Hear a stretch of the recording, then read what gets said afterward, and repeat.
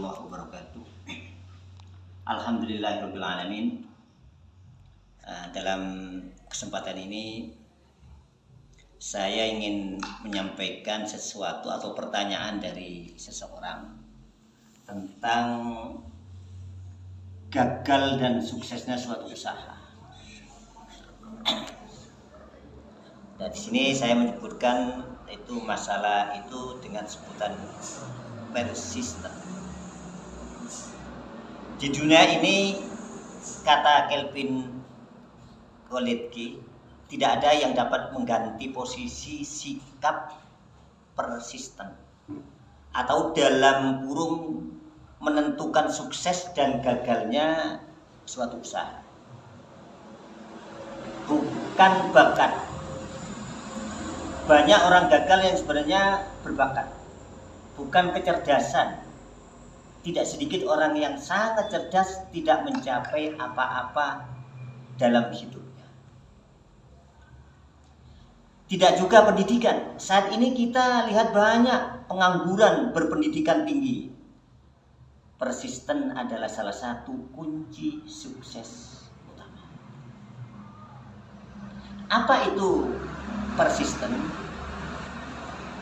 Persisten berasal dari bahasa Inggris yang bermakna kualitas kepribadian yang memiliki kemauan kuat untuk melakukan suatu atau mencapai sesuatu sampai berhasil.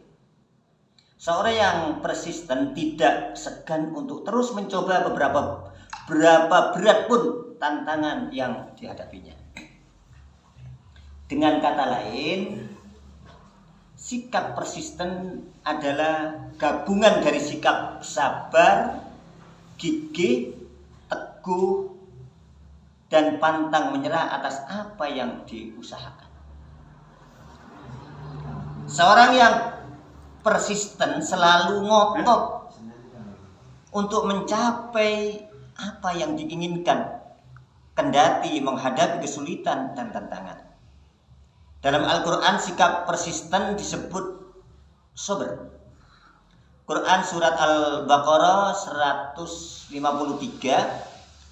Allah berfirman, ya ayyuhalladzina amanu ista'inu bis-sabri was-shalah innallaha ma'as sabirin. Hai orang-orang yang beriman, jadikanlah sabar dan salat sebagai penolong. Sesungguhnya Allah beserta orang-orang yang sabar.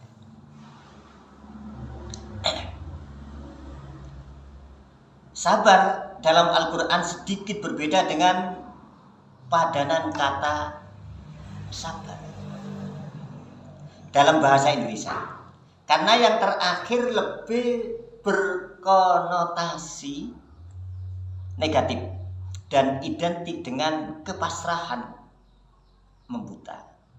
Namun demikian,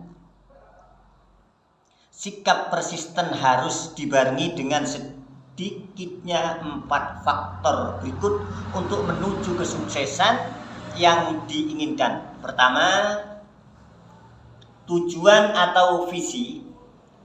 Sebelum melangkah, memiliki tujuan apa yang diinginkan. Visi atau tujuan sangatlah penting. Hanya dengan memiliki tujuan, start kita akan mencapai finishnya. Kedua, perencanaan.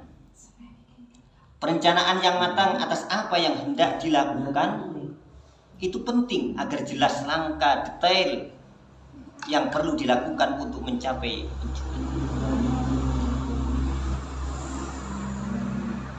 Di samping itu, fleksibilitas dalam teknis pelaksanaan juga diperlukan. Sebagai contoh, apabila rencana A tidak atau sangat sulit berhasil, maka tak perlu ragu untuk ganti ke rencana B.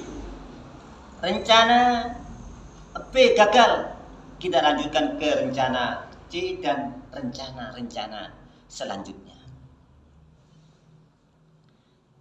Teknis perencanaan boleh berubah, tapi tujuan tetap sama. Contohnya Thomas Edison. menemu energi listrik, persisten atas tujuannya menemukan energi listrik, akan tetapi dia fleksibel dalam teknik dan percobaan yang dilakukan.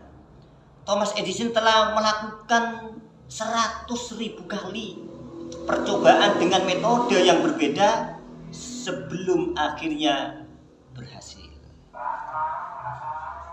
Ketiga, evaluasi. Dalam manajemen hidup maupun organisasi modern, evaluasi identik dengan maju mundurnya seseorang atau suatu organisasi. Kesalahan dan kelemahan akan menjadi catatan yang tak akan terulang atau minimal dikurangi. Sementara kelebihan dan pencapaian akan menjadi motivasi untuk langkah berikutnya yang lebih baik. Sikap persisten yang benar disebut dalam Al-Quran sebagai mujahadah. Dengan sikap mujahadah ini kemungkinan berhasil sangat tinggi.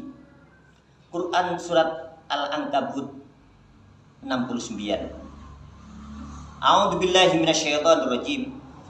Walladzina jahadu fina lanahdiyannahum subulana wa innallaha lama'al muhsinin. Artinya firman Allah, dan orang-orang yang berjihad untuk mencari keridhaan kami, benar-benar akan kami tunjukkan kepada mereka jalan-jalan kami. Dan sesungguhnya Allah benar-benar beserta orang-orang yang berbuat baik.